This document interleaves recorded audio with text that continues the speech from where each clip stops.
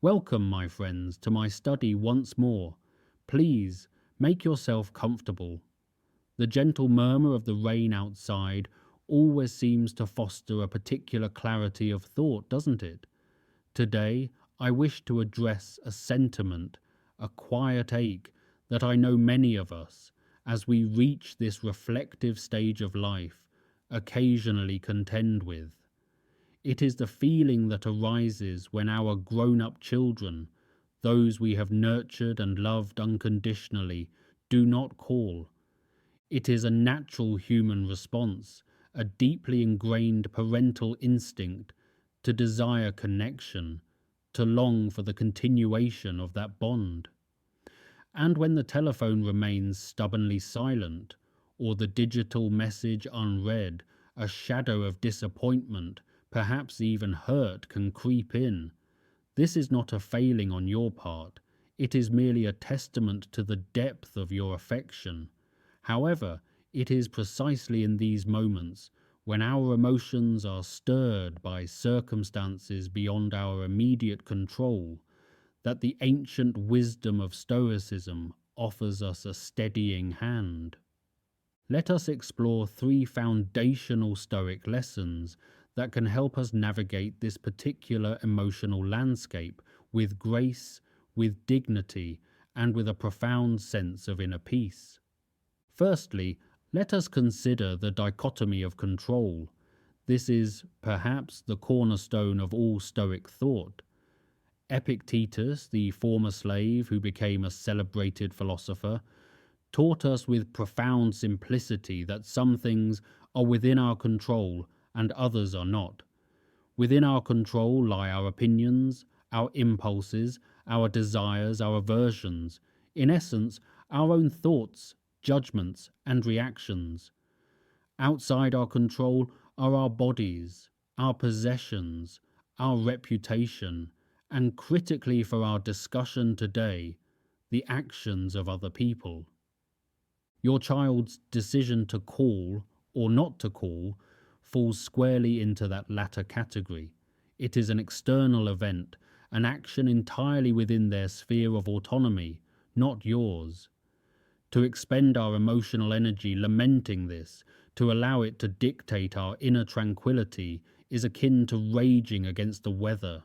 It is fruitless, exhausting, and ultimately self-defeating.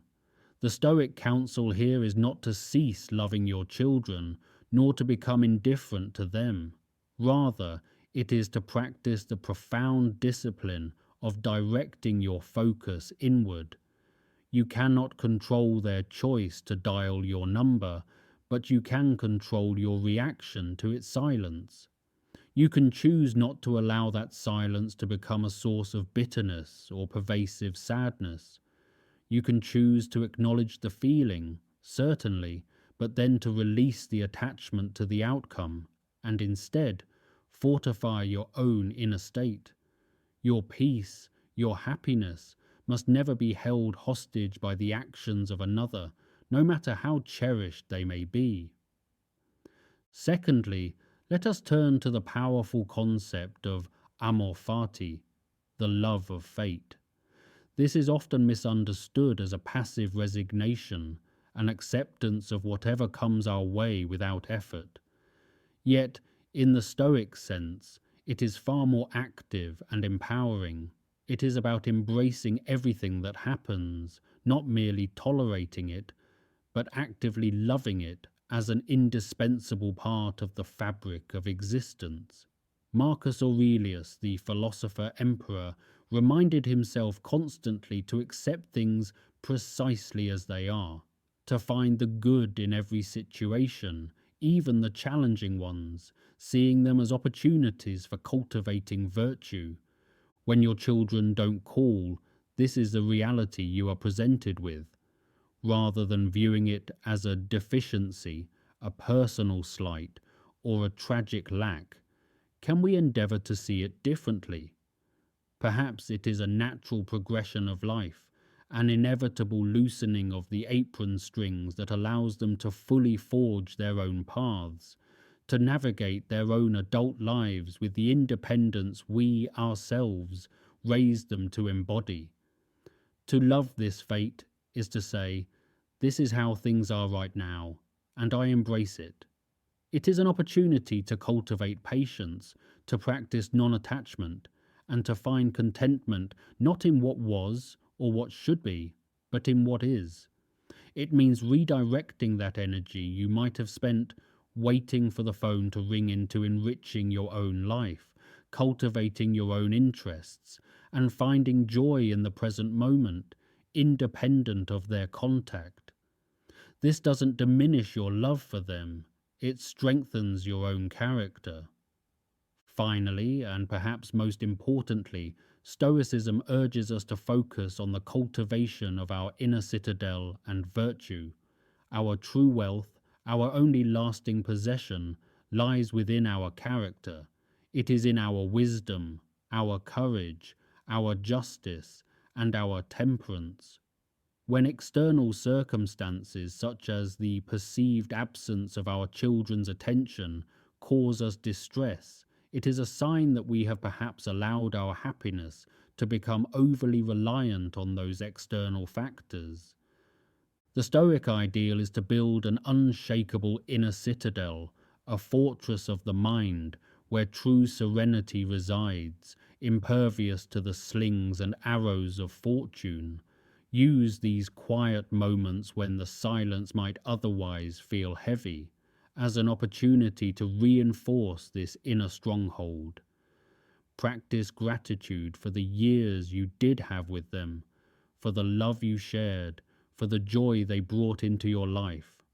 Remind yourself of your own intrinsic worth, which is not, and never has been, contingent on how often your children call.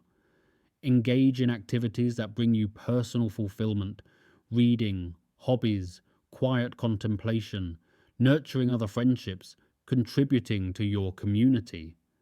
Be an example of dignified self-sufficiency and inner peace.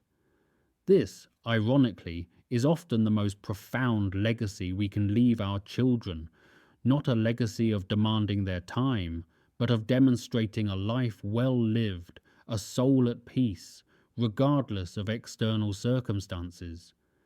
To live virtuously, to pursue wisdom, to embody integrity, these are things entirely within your control, and they are the wellspring of genuine, lasting contentment. Do not seek your happiness in the frequency of a telephone's ring. Cultivate it within the quiet strength of your own spirit. Now, I invite you to remain here for a while. Close your eyes, if you wish. Listen to the gentle rhythm of the rain against the window pane. Breathe deeply, and let these thoughts settle in your heart. The silence is yours for quiet reflection.